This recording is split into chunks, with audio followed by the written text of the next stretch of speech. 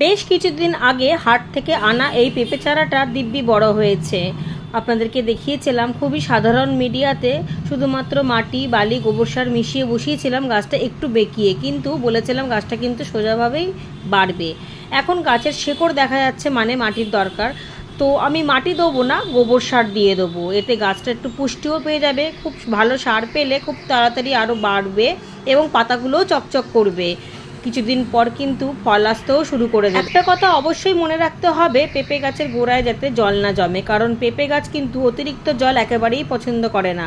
মাটিতে করলে আলাদা ব্যাপার, মানে জমিতে করলে সেটার ব্যাপার আলাদা, কিন্তু যখন আমরা টবে বা গ্রো ব্যাগে বা ক্যারেটে করি তখন কিন্তু খুব সাবধানে আমাদেরকে মিডিয়া তৈরি করে বসাতে হবে, যাতে জলটা ছেঁকে বেরিয়ে যায়, কোনো রকমভাবে জলটা না জমে। আর এই দেখুন, কাজ করতে করতেই বৃষ্টি নেমেছে, কিন্তু পেঁপে গাছের উপর এই পাতার মধ্যে বৃষ্টির কণাগুলো দেখতে বেশ ভালো লাগছে।